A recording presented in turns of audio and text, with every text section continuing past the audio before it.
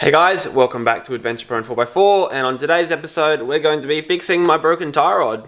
So if you haven't seen the short-lived camping trip that my brother and I attempted, you wouldn't know that I broke my tie rod at the top of a lookout. It wasn't ideal, wasn't a great place to break a tie rod, but we got down okay. So it took 2 weeks on. Even if I wanted to have done it quicker, I probably couldn't because it took me forever to get the parts from PSR. Because customer service is invalid. The parts look good, credit to PSR, the parts look good. So these are the parts here. So these are much bigger, much more heavy duty than the OE. And you can expect that, you can absolutely expect that when you buy a heavy duty tie rod. But what I've already done is I've already gone through and I've chalked up. I'm also, you can probably notice my hair's a little bit wet. I'm straight out the shower. I'm really not in the mood for this today. I'm on time off. This is not really what I wanted to be doing with my days off. So you can see here, now I'm going to show you guys actually. So there's one end of the tie rod and there is the other. So this had actually bent into like nearly a perfect right angle and it locked up. Now it finally gave way and snapped as we were loading it onto the car trailer to get out of there. So until then it had only actually bent, but like I said, it has now officially snapped, which actually made it easier to move it around and get it on and off of the trailer. Now I will give you guys a side-by-side comparison as well, the PSR beside the OE, just for comparison as well, because the difference is pretty big. I'm also going to be mucking around with my front shock setup in this video, so I'm not going to include that in any filming, but if for anyone who's watching that intently that they pick up a change in shocks, that's why I am changing some shocks over, just to suit my new 3-inch lift. Now before we get started as well, one thing to note is that with the PSR heavy duty tie rods, I don't know if it is the same for Superior, but for the PSR tie rods you actually need to cut off a section of the bump stop that is kind of just wasting space. You need to cut it off to make it fit.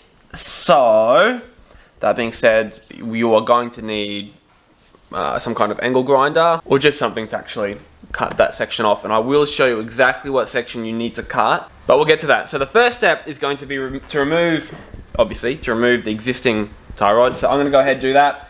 That should be nice and easy. Obviously you're going to have to remove your little safety pin from the bottom of the nut, undo the nut. Hopefully these should come off relatively easily, otherwise I've got a ball joint splitter, or I'll probably just try and use a hammer because I hate ball joint splitters. But let's start on that now. So there's a good little hack as well for you. If you've got one in an awkward position where you don't really have a lot of pulling power, get a good grip on it and just hit it out. So that's a little bit of a hack for you too, because my end was actually facing inward, so it's not really ideal, but that's how you get them out. Now remember as well, you do want to be lubing everything up, so with some kind of lubricant. So I prefer Enox over WD-40, but make sure you chuck plenty on. You don't want to go rounding off anything, because that's when the job gets really shit. So keep going. Alright, so there's one off. There we are, there's that one out.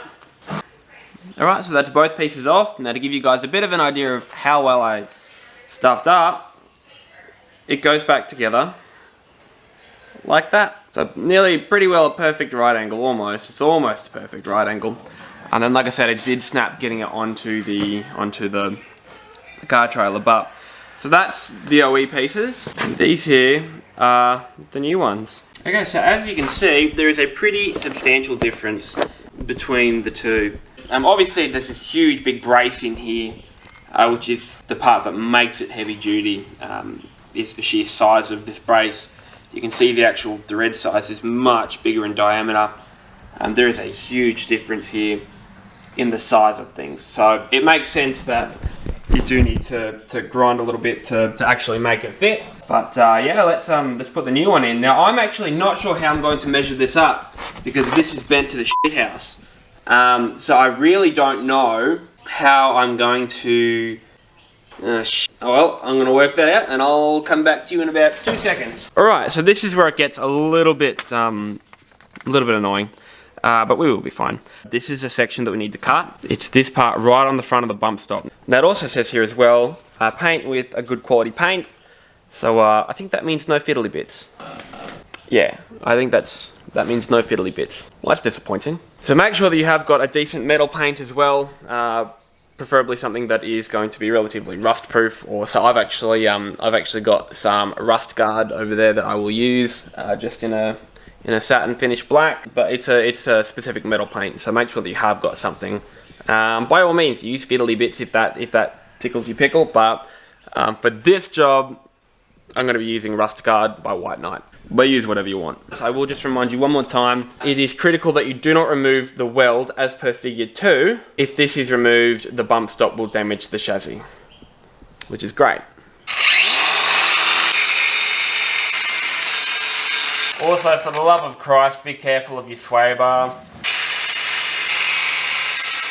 Okay, so my mic's on backwards, so I'm probably going to speak with a little more gusto so that you can hear me. So as you can see here, I've kind of sectioned things off. I've gone in, so going in that way with the angle grinder. And I'm actually going to just kind of notch them off with the angle grinder one by one, so that I have, and it's going to be much easier for me to control the curve, because there is, like I said, there is a curve here as it comes in, as it swings in, so that's going to give me a better shot at getting it as neat as possible. So take your time with this, don't screw it up. Okay, so that is this side done, I think, and I've taken it off really, it's actually really neat, which is good. So that's exactly how I wanted it. I got a flappy disc on the grinder and use that just to smoothen everything down. Now there are some sharp edges here, so I am going to go through with a little file. So now all I'm going to do is I'm just going to get a little bit of sandpaper, I'll give it a quick scrub around here. I'll probably get a wire brush and just get rid of any kind of dirt or crap from in there so that I can apply my paint over the top. Then I'll let that dry. But that's all, that's that bit done.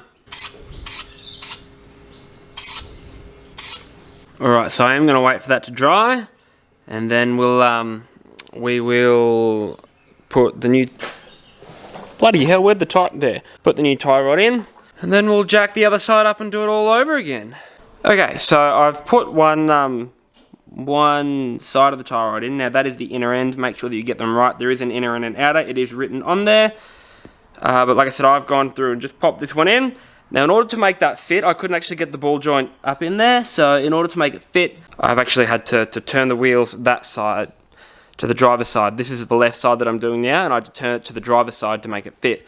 So I'm assuming that's going to be the same for both. Turn it to the opposite side that you're doing in order to make the ball joint fit. So remember that. But now I'm going to just hook up this other end here, and I'm going to keep working, and yeah, hopefully be able to put this tie back on and see where we go. Alright, so that is one side completely done. I've put the wheel back on.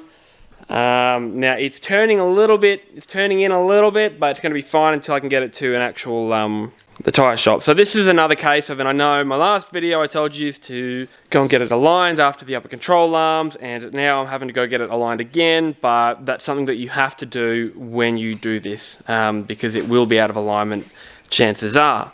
So, like I said, I'll get it booked in for Thursday, and I had to wait a Noosa on Friday. So, fingers crossed it's alright, but I'm going to now go across and do the exact same to the other side. I'll probably just do another speed run of that, because you don't need to see me do that bit for bit again.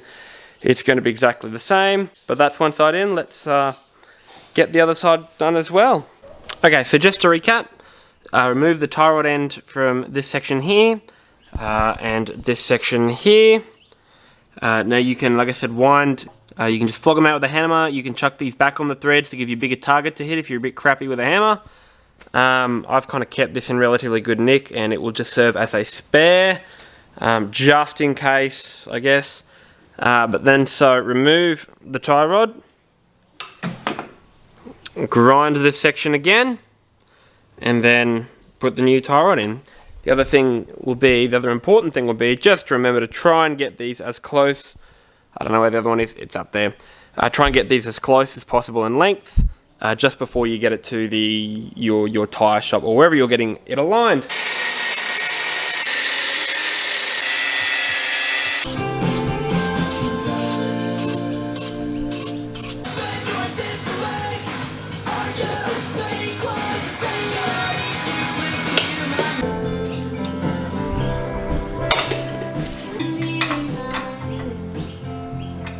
So that's the bulk of it done. That is in. Looks like it's clearing, which is good. If it's not clearing, we'll have to do this all again. But for the most part, that's it done. So I'm going to put the tyre back on, see how straight I ended up getting it. It should be fine though to get me to my local tyre power dealer. It's only going to go not even a kilometre up the road, so it should be fine. And then after that, it's up to Mick, Joe, Warren and Mike to straighten it up for me. But that's how to replace your tie rods. I'm going to keep that tie rod just as a really kind of hitteth the fan spare. It's not really bent, it's in okay condition. Some of the thread's a bit tapped out from rubbing on this section that I've cut off. And you could see it was, but for the most part that should be fine. That's all good to go, so I'm going to go ahead and put the tyres back on. Nearly done. And just a quick reminder, in case you're a bit of a peanut like me, don't forget to put these little safety pins back in the ends of the ball joints. Don't forget to put those back in. Alright, and that's everything done. All four wheels are back on. We are good to go. So I'm going to be dropping in my ute to Tyre Power tomorrow. And they are going to do the wheel alignment for me. Now, like I said, you should be looking at getting wheel alignment done after you do a set of tie rods. So as I showed you guys, it's realistically pretty simple. There's not a lot that really needs to be done. Pretty well just a case of bolt out, grind, bolt in. So that was pretty good. It went a little bit quicker than I thought it would, and that was with me even mucking around with some new shocks and whatnot, so and getting those to fit. So not a really big job, but like I said, you should make sure that you have got it booked in for a wheel alignment the next day. But that is everything done. So don't forget that you can head to my website. You can get yourself a shirt, a sticker, or a windshield banner. You can get all three of those things there. So head to the website, check it out. Otherwise, you can follow me on Instagram, Facebook, YouTube, Snapchat, all in the link below. I hope you enjoyed that video. Not sure what's coming up next, but I do hope you enjoyed that video. Don't forget to like, subscribe to keep up to date. Thanks for watching.